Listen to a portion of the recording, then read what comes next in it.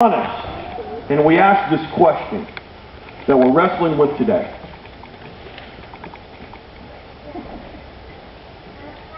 As many people have asked before us, we could come to the place where we say, you know what? The handwriting is on the wall. God, if there is a God, you stink. Because there's a lot of messed up stuff going on in the world. And if you're really all that you say you are, why? And many people have asked that question and have said this exact same thing. God, your days are numbered in my life. You've been weighed in the balances and have been found wanting. You haven't measured up. And my allegiance is no longer going to you. It's being divided everywhere else. The handwriting is on the wall. It's pretty clear. There's handwritings on the wall that there is something really, really messed up with God, if there is a God.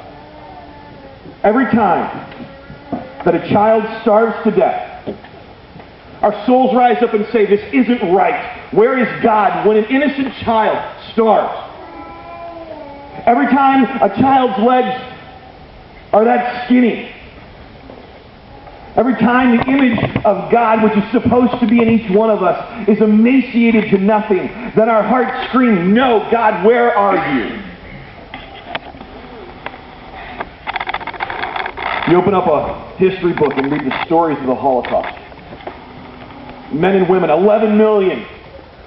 About 6 million of those are Jews, 5 million are a lot of everything else. 11 million people. To give you a perspective of that, that's basically New York City and Chicago. All the inhabitants of New York City and Chicago being rounded up, put into boxcars and sent down on train like cattle. Taken off, made to work as they awaited their day in a gas chamber. Where is God in the middle of this evil? How could God allow the Holocaust to happen? And then it hits home. Your child dies. Your marriage ends.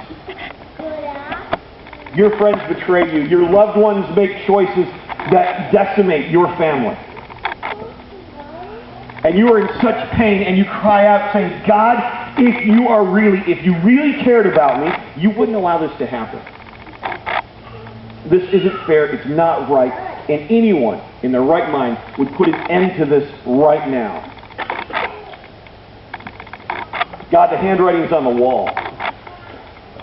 You've been found wanting. You want to talk about how much you are loved, how you're truth, how you're powerful, how you're great? You want us to sing your praise?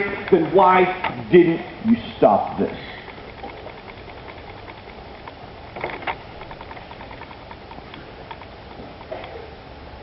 We often live life trying to put a whole lot of calluses over that hurt. But I know that in this room, you may be sitting and you don't want to go there because the questions scare you. If you were really honest before God and let the rage that you feel at God out, it scares you at what you might do or what you might think, what you might choose. God, why didn't you stop this?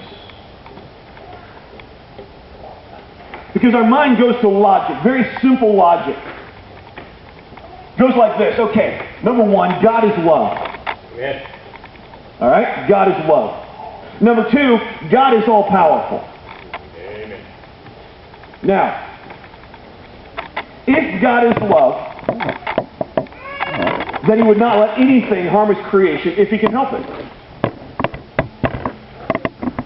Or fourth, if number two is true that God is all-powerful, then number three, He would keep His creation from harm. However, God's creation frequently comes to harm. Therefore, 1 and 2 must be mutually exclusive. In other words, God is either not all-loving or all-powerful, or He doesn't even exist. God, where were you when this happened? God, where were you when the children cried? Where were you when I cried? Where were you when I screamed your name, God? Where were you when I begged for something else to happen? Where were you when I clung to life, when I clung to the person that I cared about so tightly, and still something happened?